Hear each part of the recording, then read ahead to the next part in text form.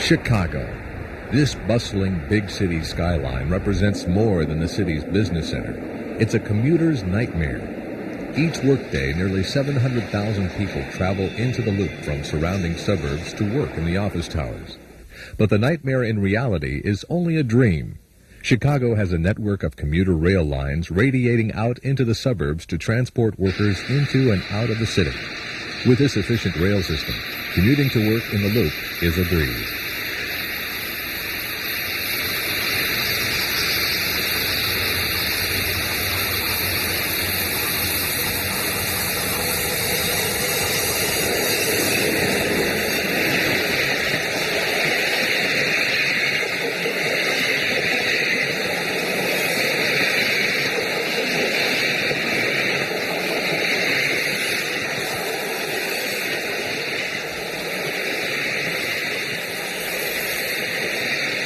One of the major commuter lines is the route from Chicago's Union Station out through the western suburbs to Aurora, 36 miles away.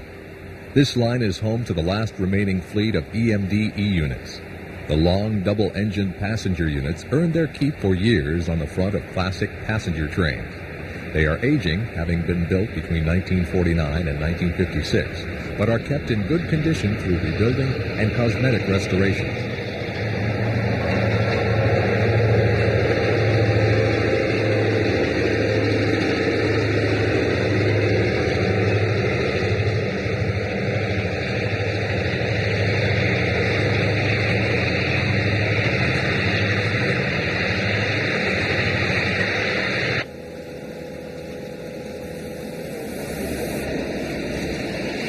This high-density line out through the western suburbs is owned by the Burlington Northern.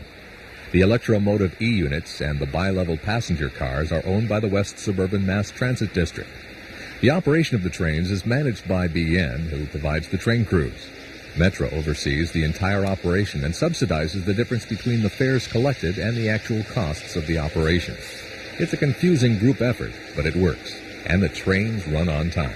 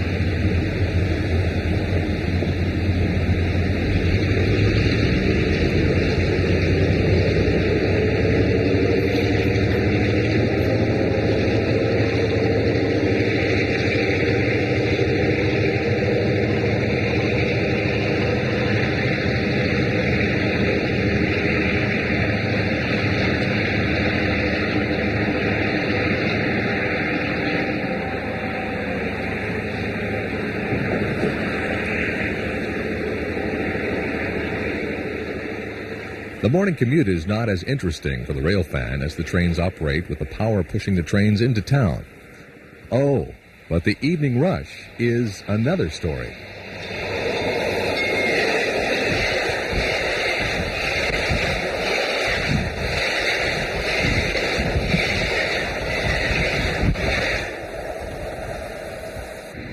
During the hours between the end of the morning rush and the beginning of the afternoon commute, the train sets are serviced at the new 14th Street yard.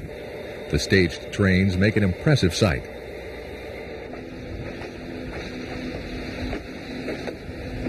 Once the time arrives to start moving them down to the station, the operation is handled with military-like precision.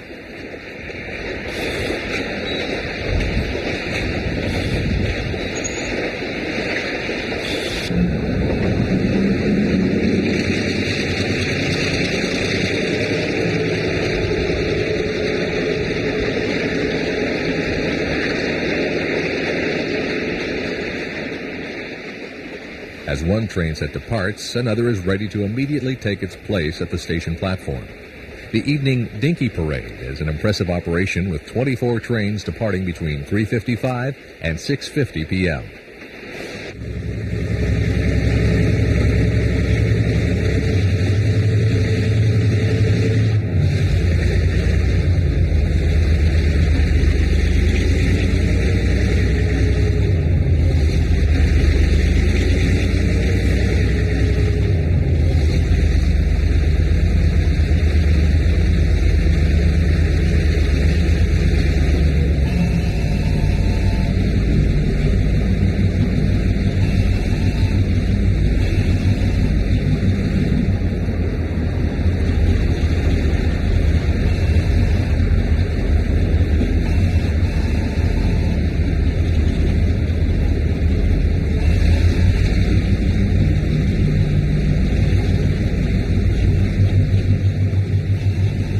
Leaving Union Station, the trains must snake through tight clearances and double-slip switches.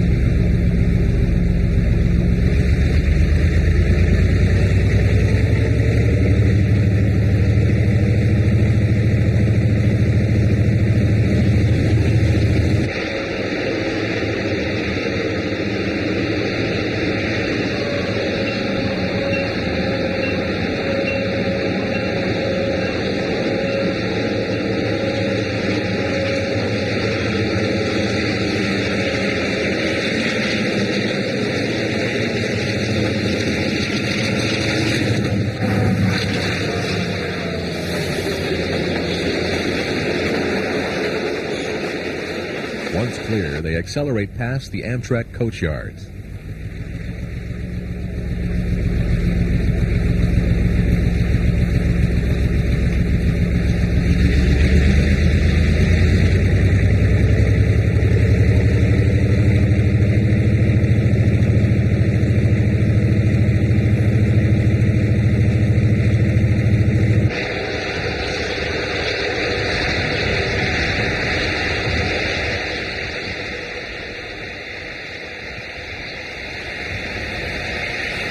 Near the Amtrak engine house, the Dinky's slow for the flange-squealing 9-degree curve at Canal Street.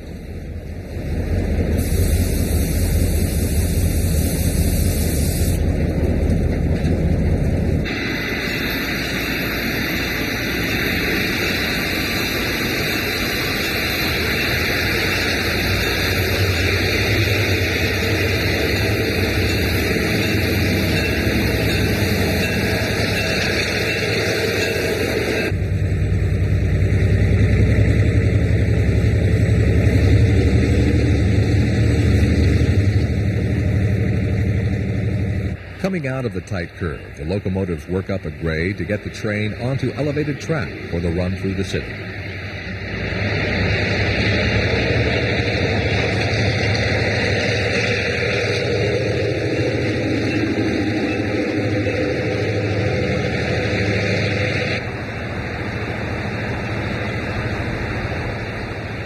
The tracks to the left head over the St. Charles Airline.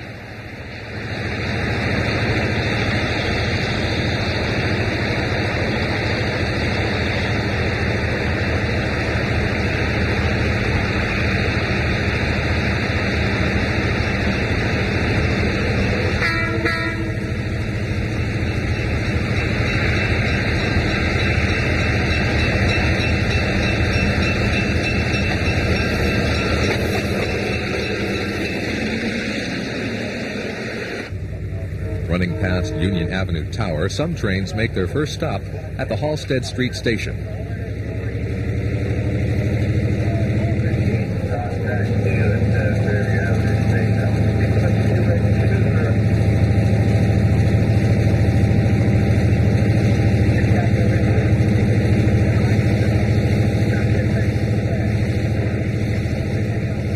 Some express trains skip this stop and head further west before making their first stop. There are many variations to the schedules of express trains. They are set up to expedite fast running and to stop only at the heavily patronized stations. The key point is to keep trains moving.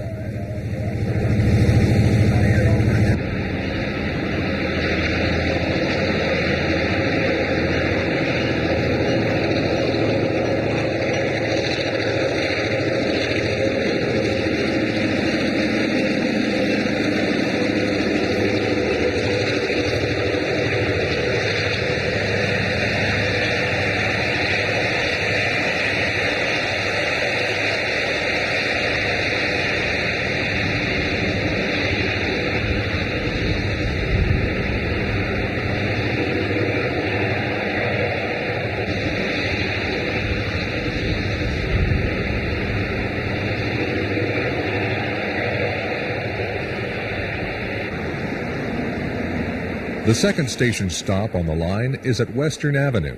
This midday train glides past the Northwestern's large intermodal yard, Global One.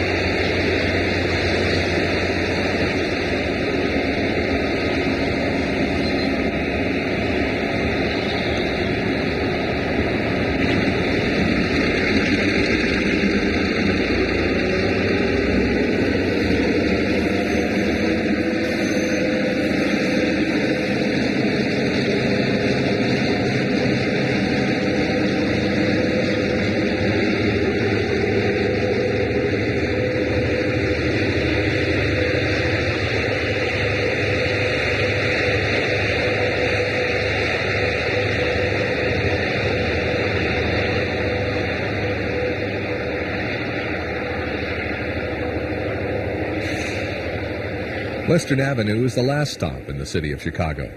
From here, the trains race over the elevated roadbed to the east end of Clyde Yard in the blue-collar village of Cicero.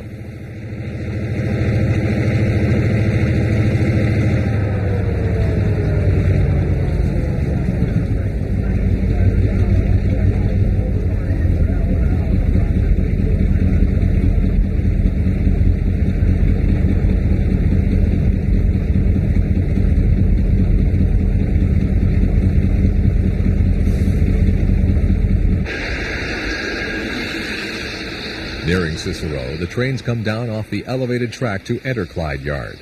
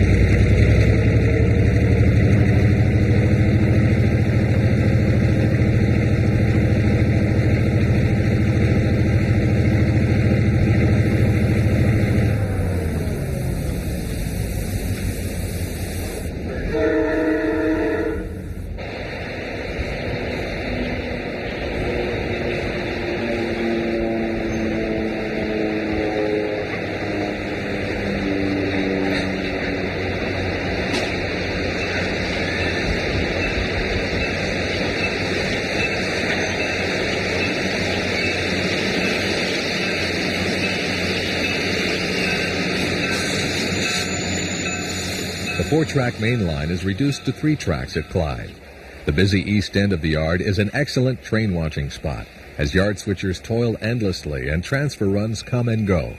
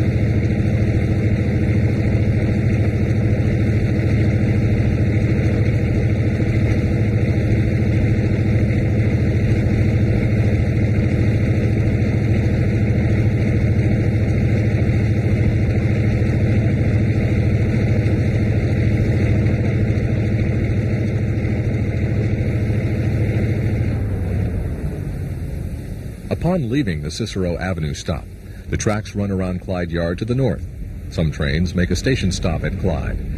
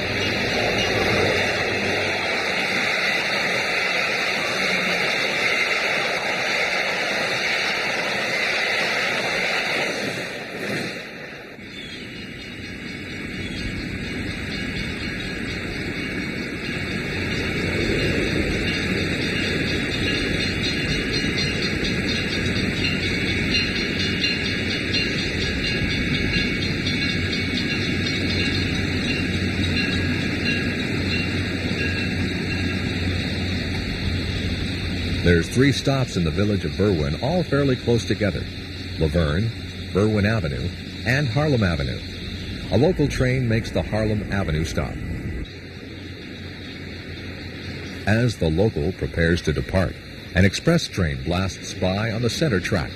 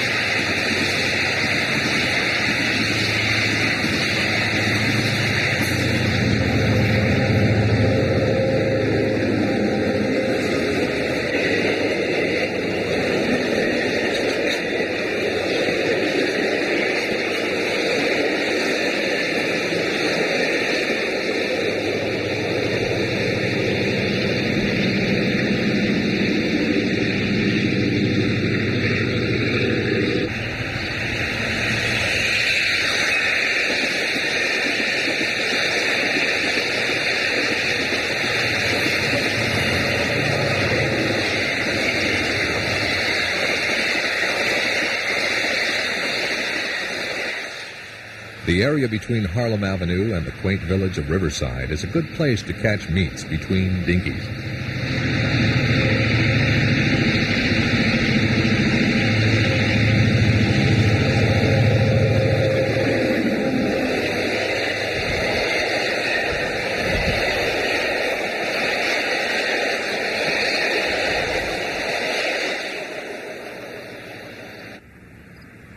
At Riverside, an express blows by a local stopped at the station.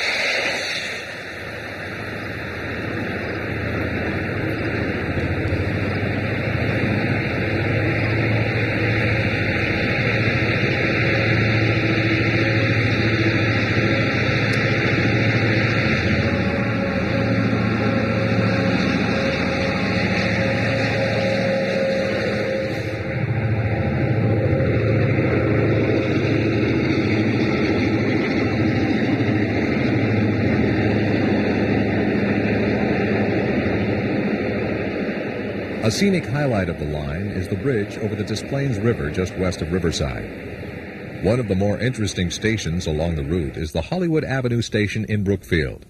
It's commonly referred to as the Zoo Stop because of its proximity to the famous Brookfield Zoo.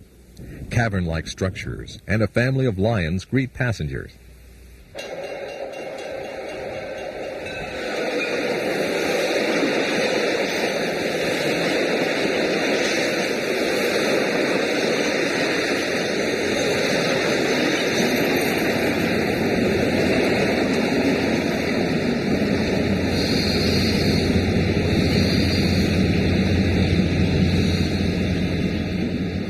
This mid-afternoon train has only one passenger to pick up today.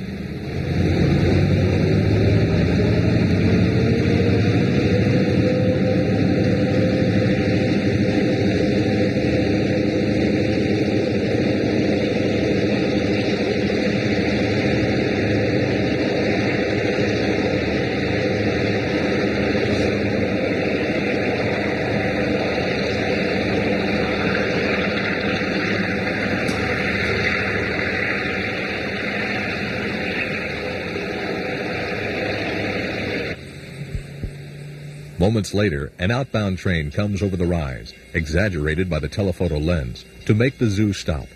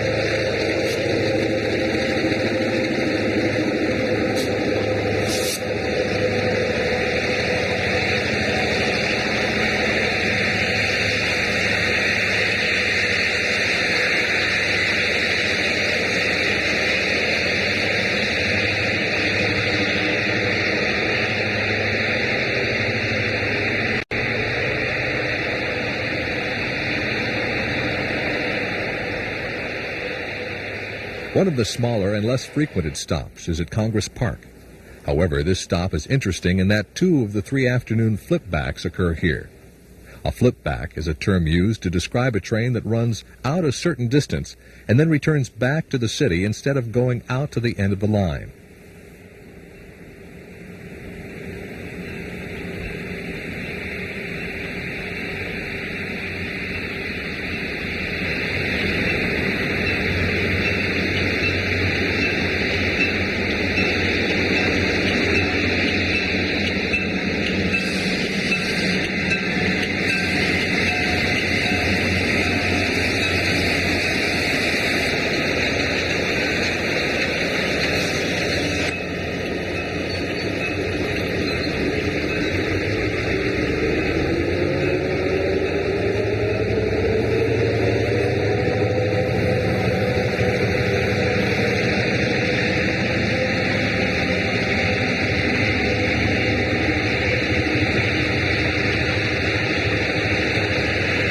Train 1239 departed Union Station at 5:12 p.m.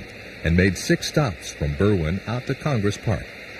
After arriving at 5:40 p.m., it pulls down to a set of crossover switches overtop the Indiana Harbor Belt Main Line and waits for an express train to clear.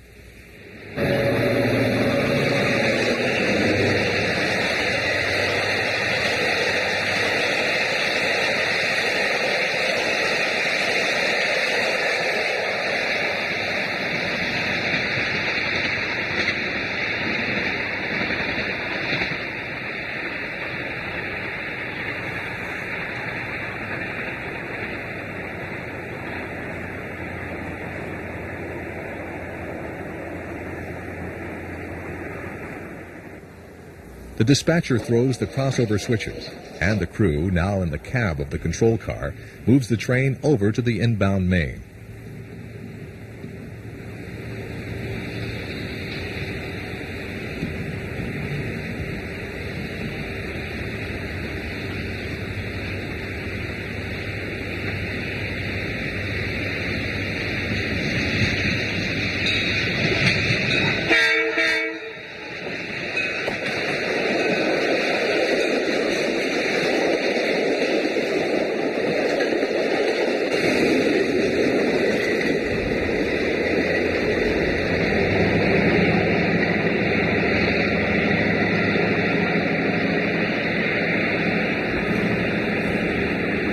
The train will deadhead back to Union Station to pick up another load for the trip into the western suburbs.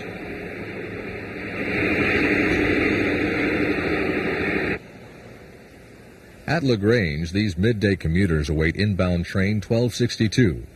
The interesting stone construction reminds arriving commuters that this is the Stone Avenue station.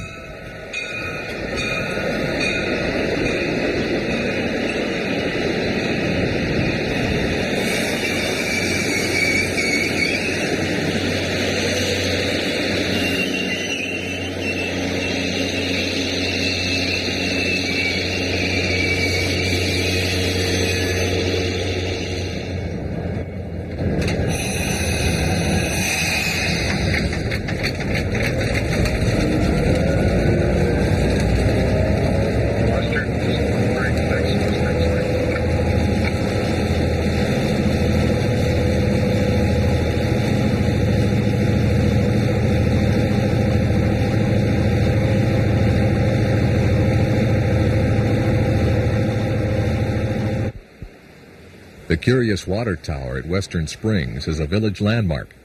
Inbound train number 1264 has several riders to pick up this afternoon.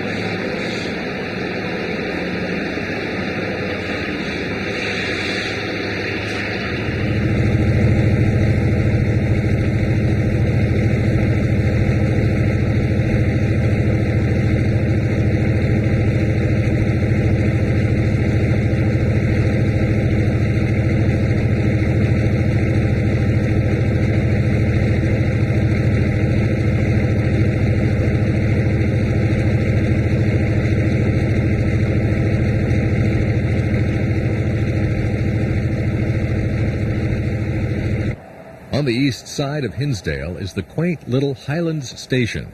An express train scurries by to stops further west.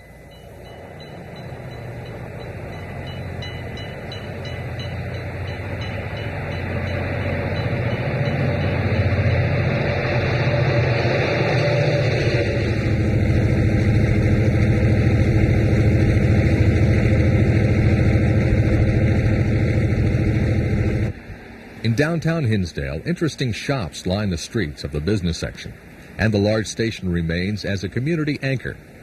The structure is much larger than any of the other stations seen thus far, and even though it is now a savings and loan office, it retains the appearance of a train station.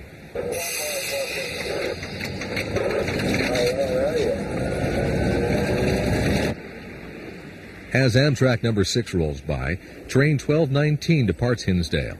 It will skip over the West Hinsdale stop, going on to Clarendon Hills.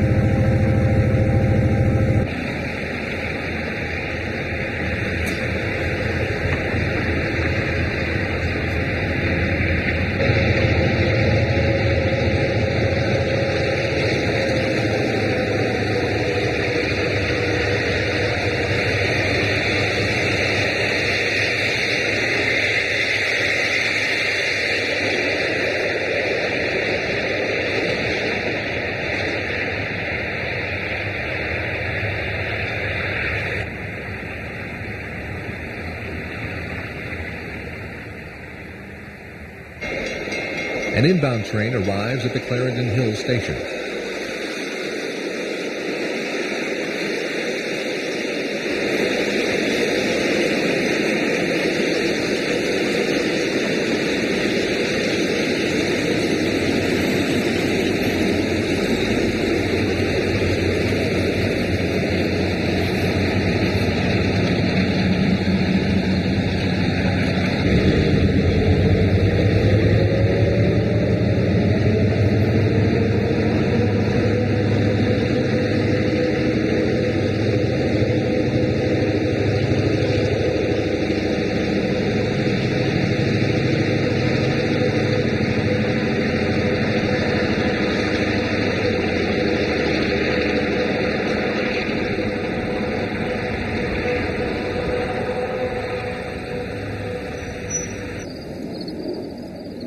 Just west of the station at Clarendon Hills is the first of only a few curves on the line, and the beginning of the grade up to Westmont.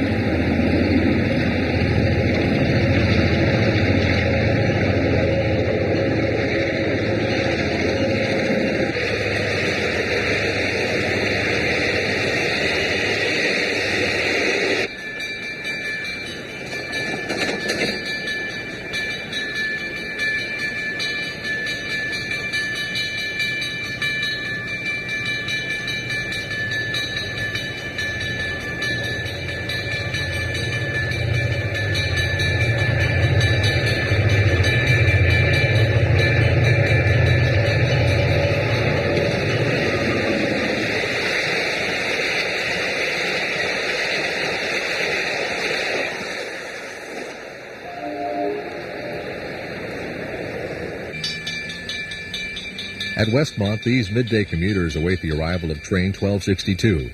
Inbound trains run 60 minutes apart during the day, with the exception of no 11 a.m. departure from Aurora.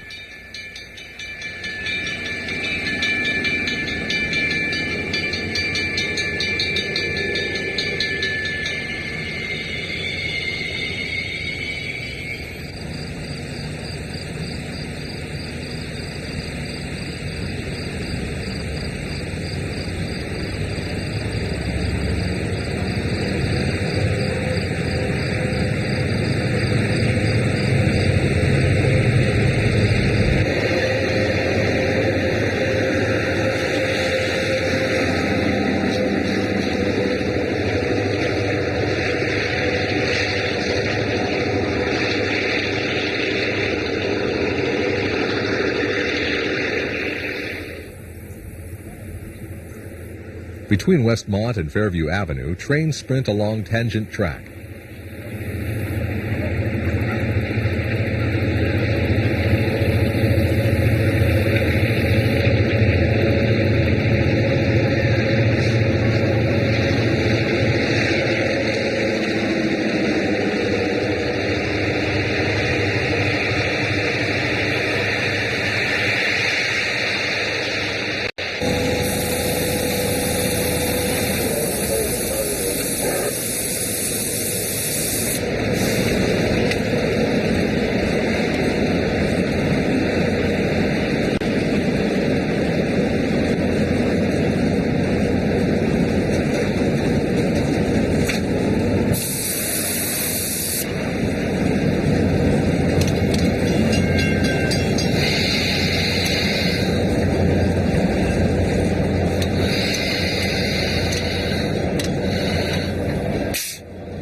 The Downers Grove Fairview Avenue station looks like a little barn. The design is intentional as the station is located next to the large Pepperidge Farm Bakery.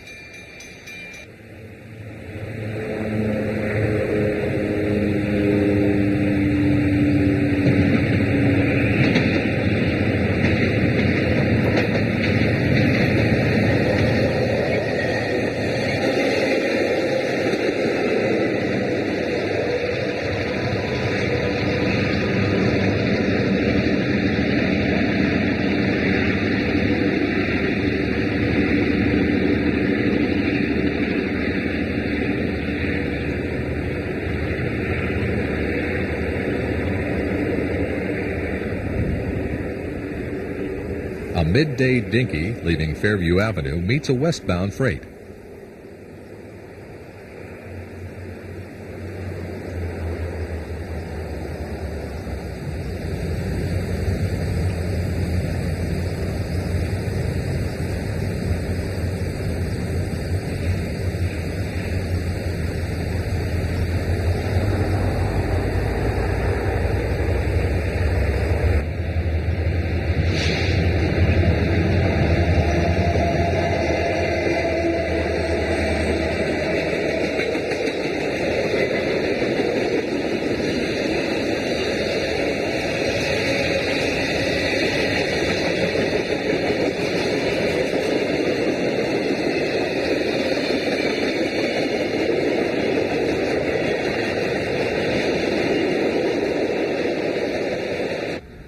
The second of the line's larger stations is located here in the downtown section of Downers Grove.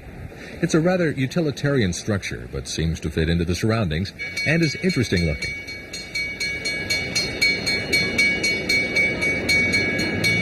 A Friday afternoon train arrives, bringing in yet another load of weary office workers.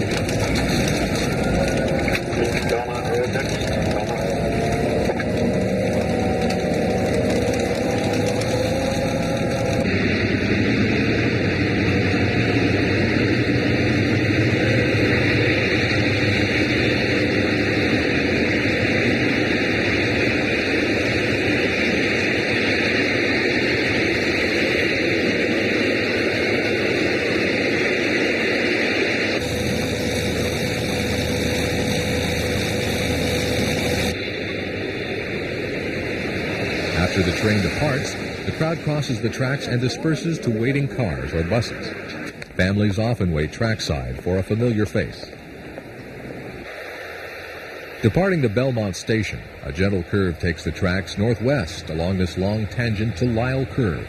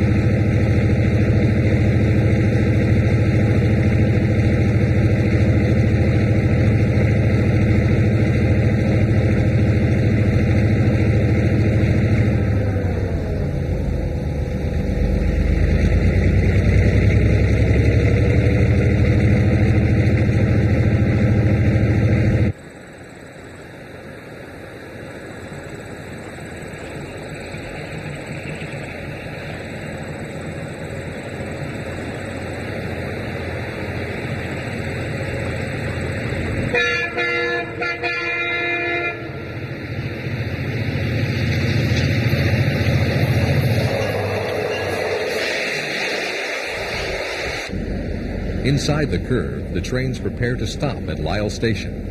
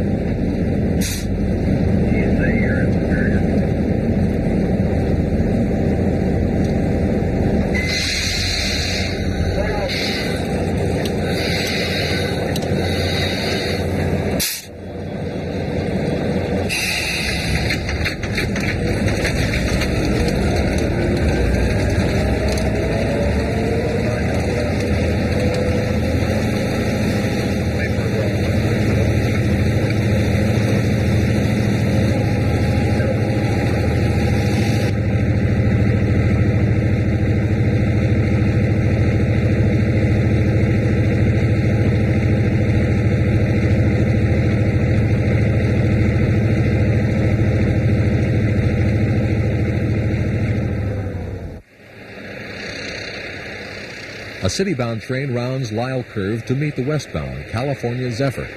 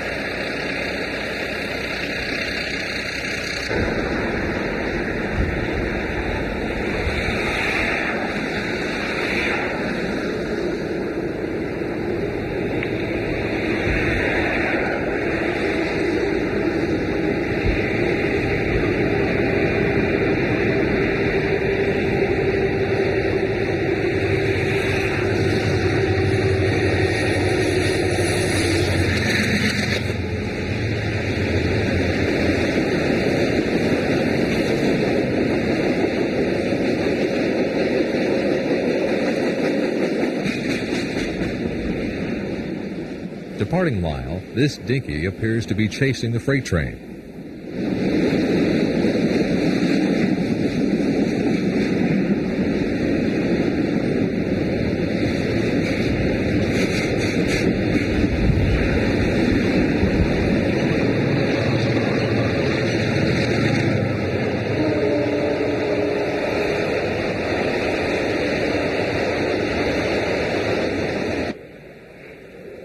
Between Lyle and Naperville, the tracks curve again, this time to the southwest.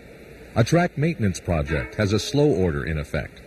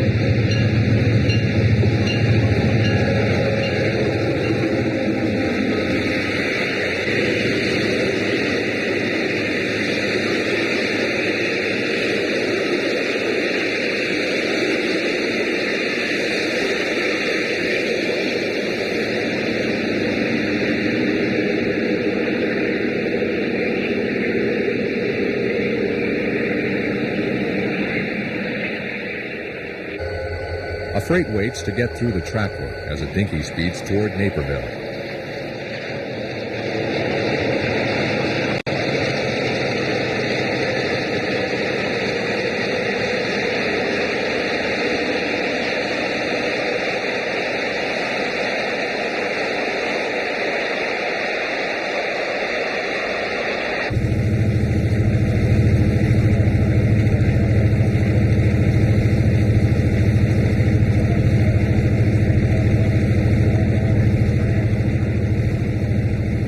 Naperville Curve is a scenic spot that has captivated many a photographer from the western suburbs.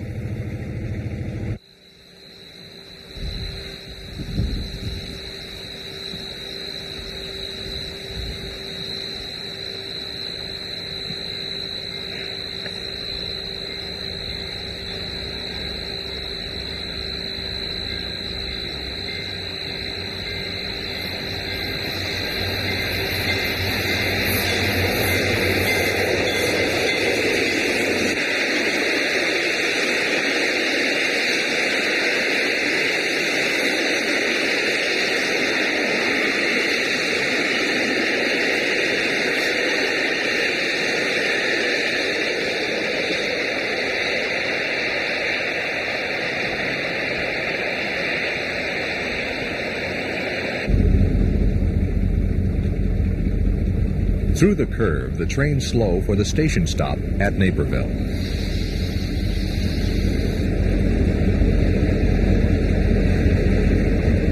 This is the busiest station on the line, with over 3,500 daily riders. The city of Naperville has seen tremendous growth over the past few years, and ridership will most likely continue to grow.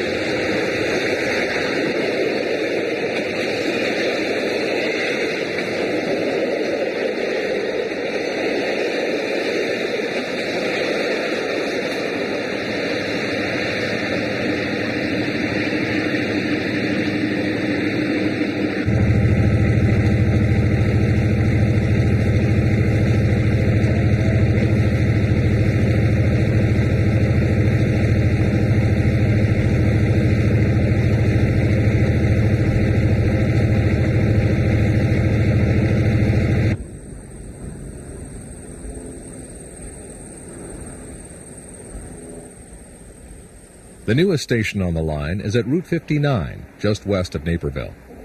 It opened up during 1989 and has become a busy station on the West Line. Only a few years ago, there was nothing here but cornfields, testament to the large growth the area has witnessed in recent years.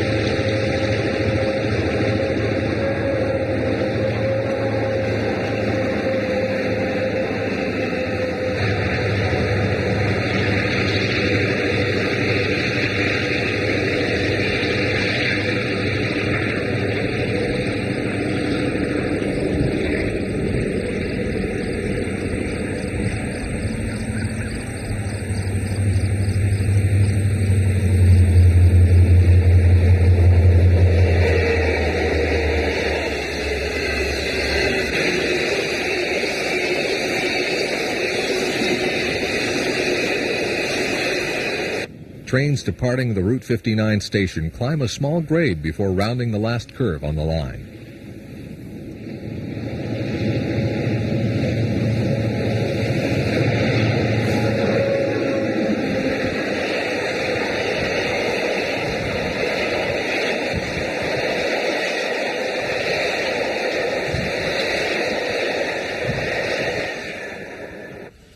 From atop the E.J.&E Bridge at East Eola, the late afternoon Dinky Parade passes by.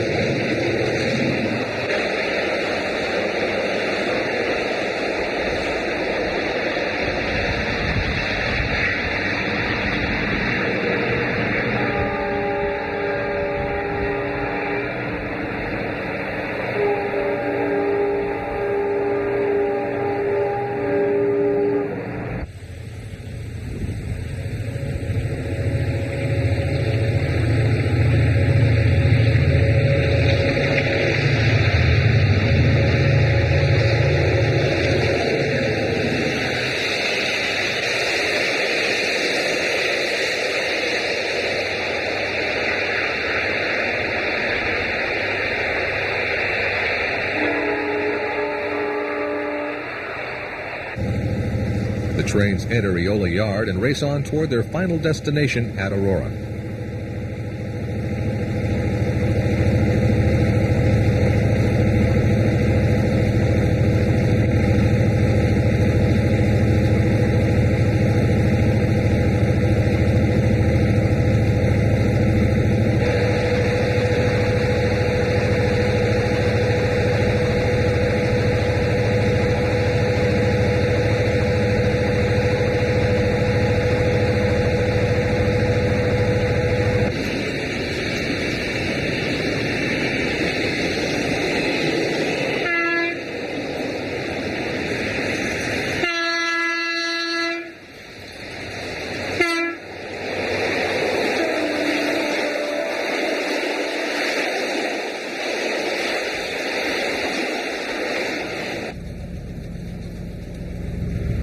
At West Eola, the frantic pace from the city is nearly over.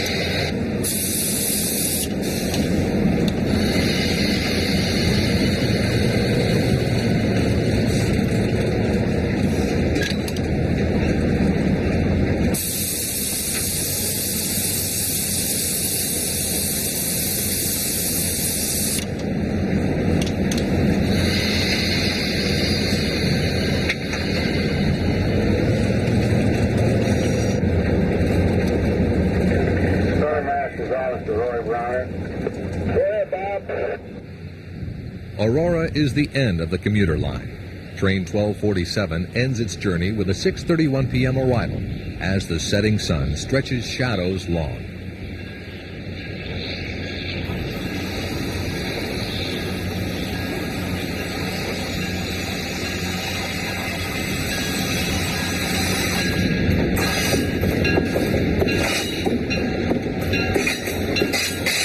I'll go back and look here, Bob, and I'll get back with you. Okay, thank you.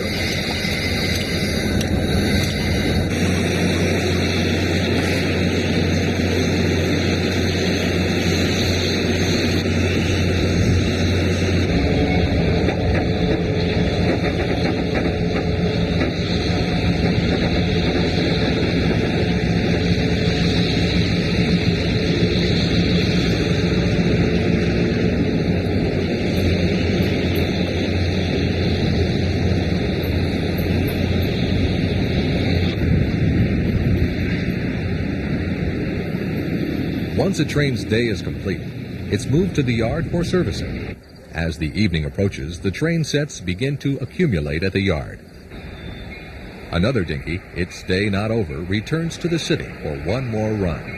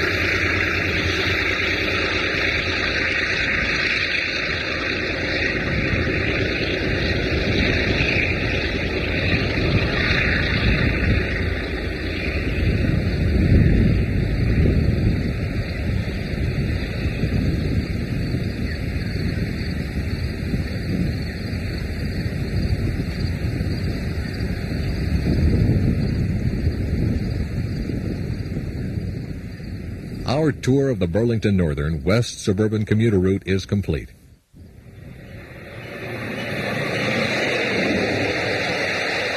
Pentrek salutes the sleek and mighty E-units of past and present. May there always be a big E at the head of a train somewhere.